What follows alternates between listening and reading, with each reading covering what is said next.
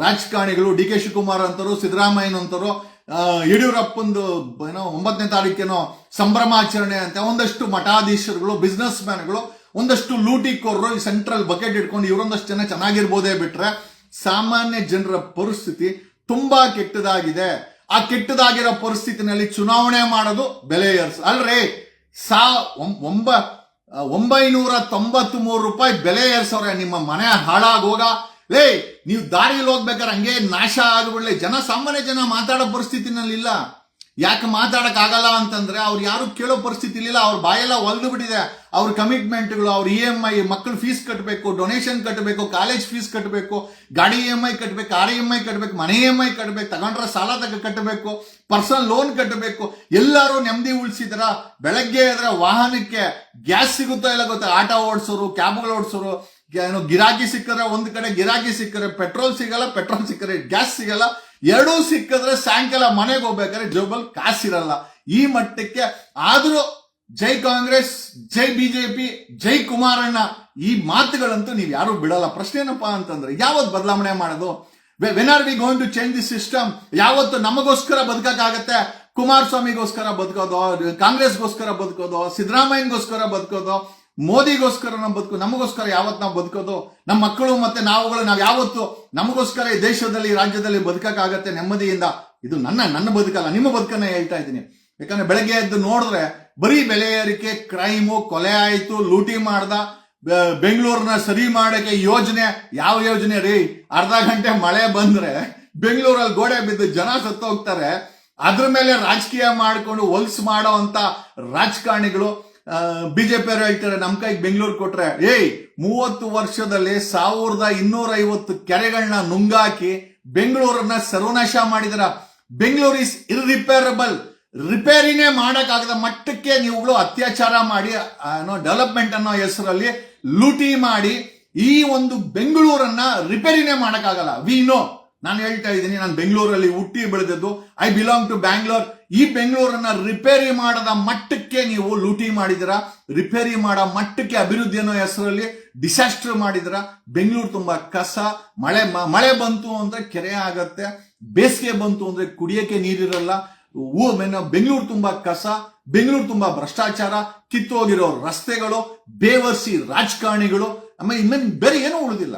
ಈ ದೇಶದಲ್ಲಿ ಉಳಿದಿರೋದೊಂದೇ, ನಮ್ಮನ್ನ ಲೂಟಿ ಮಾಡಿಕೊಂಡು, ನಿಮ್ಮನ್ನ ಪ್ರತಿದಿನ ಬೆಲೆ ಏರಿಸ್ಕೊಂಡು, ಚುನಾವಣೆ ಹೆಸರಲ್ಲಿ ಬಿಜೆಪಿ ಕಾಂಗ್ರೆಸ್ ದಳ ಅಂತ ಹೇಳ್ಕೊಂಡು ನಿಮ್ಮಗಳನ್ನ ಬೇರ್ಪಡಿಸಿ, ನಿಮ್ಮಗಳನ್ನೇ ಲೂಟಿ ಮಾಡಿ, ನಿಮ್ಮಗಳ ಹೆಸರಲ್ಲೇ ಜೀವನ ಮಾಡೋ ನಾಚಿಕೆ, ಮಾನ, ಮರ್ಯಾದಿಲ್ದಂತ ಈ ದೇಶದ ರಾಜಕಾರಣಿಗಳು, ಈ ರಾಜ್ಯದ ರಾಜಕಾರಣಿಗಳು, ಅದ್ರ ಜೊತೆನಲ್ಲಿ ಲೂಟಿಕೋರ ಅಧಿಕಾರಿಗಳು, ಆಮೇಲೆ ಲಾ ಅಂಡ್ ಆರ್ಡರ್ ಹೆಸರಲ್ಲಿ ಮಾನ ಮರ್ಯಾದೆ ಬಿಟ್ಟಿರುವಂತ ಪೊಲೀಸರು ಈ ದೇಶದ ಆಸ್ತಿ ಅಂತ ಹೇಳಕ್ಕೆ we don't have any option. ಸಾಮಾನ್ಯ ಜನ ಮಾತಾಡಿದ್ರೆ ಬಿಡ್ತಾರ? ಮಾತಾಡಕ್ ಆಗತ್ತ ಸಾಮಾನ್ಯ ಜನ? ಸೋಷಿಯಲ್ ಮೀಡಿಯಾ ತೆಗೆದ್ರೆ ಬರೀ ಸಮಸ್ಯೆ. ನಾನು ಅದಕ್ಕೆ ಸೋಷಿಯಲ್ ಮೀಡಿಯಾ, ನಾನು ಫೇಸ್ಬುಕ್ ಈಗಲೇ ನಾನು ಓಪನ್ ಮಾಡಿದ್ದು. ಅದರ್ವೈಸ್ ನಾನು ಕೂಡ ಸೋಷಿಯಲ್ ಮೀಡಿಯಾ ನೋಡ್ತಾ ಇಲ್ಲ. ಕಾರಣ ಯಾಕೆ ಅಂತಂದ್ರೆ ಏನ್ ಬರೀ ಸಮಸ್ಯೆ. ಅಲ್ಲಿ ಸಮಸ್ಯೆ ಬಿತ್ತು, ಅಲ್ಲಿ ಮುಳುಗೋದ್ರು, ಅಲ್ಲಿ ಬಿದ್ರು, ಅಲ್ಲಿ ಆಟೋದ ನೋಡ್ದ, ಅಲ್ಲಿ ಗಾಡಿಯೋ ನೋಡ್ದ, ಅಲ್ಲಿ ಭ್ರಷ್ಟಾಚಾರ, ಬರೀ ಸಮಸ್ಯೆಗಳೇ. ಇದಕ್ಕೆ ಪರಿಹಾರ ಅನ್ನೋದನ್ನ ನಾವುಗಳೇ ಕಂಡುಕೊಂಬೇಕು. ಈ ಪರಿಹಾರ ಮಾಡಬೇಕು. ನಮ್ ದೇಶ ಬಿಟ್ಬಿಡಕ್ಕಾಗತ್ತಾ? ಮೋದಿಗೋಸ್ಕರ ಬಿಟ್ಬಿಡಕ್ಕಾಗತ್ತಾ?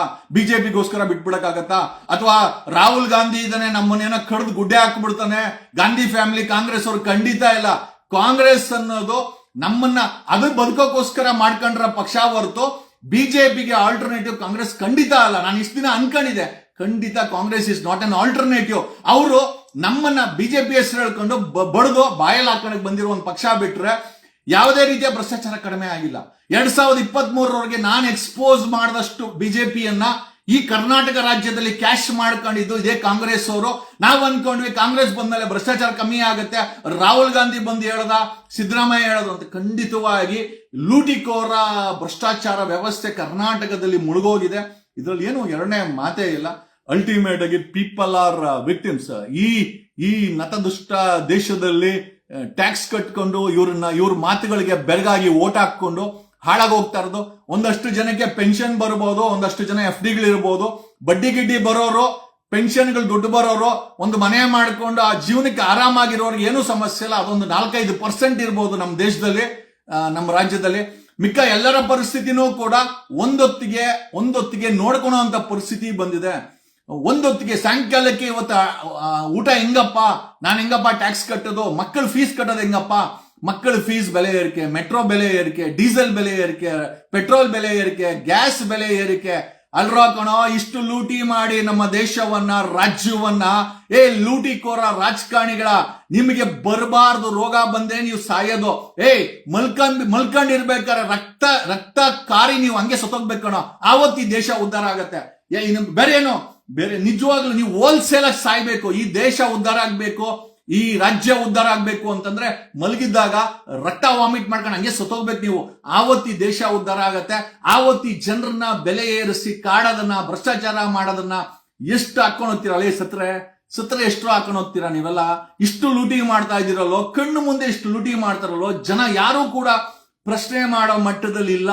ಯಾಕೆ ಅಂತಂದ್ರೆ ಅವ್ನು ಪ್ರಶ್ನೆ ಮಾಡಿದ್ರೆ ಅವ್ನ್ ಸಾಲ ತೀರ್ಸೋರಿಲ್ಲ, ಅವ್ನ್ ಕಮಿಟ್ಮೆಂಟ್ ಕಟ್ಟೋರಿಲ್ಲ, ಅವ್ನ್ EMI ಕಟ್ಟೋರಿಲ್ಲ, ಮಕ್ಕಳ ಫೀಸ್ ಕಟ್ಟೋರಿಲ್ಲ, ಬೆಲೆ ಏರಿಕೆ ಮಾಡೋರಿಲ್ಲ.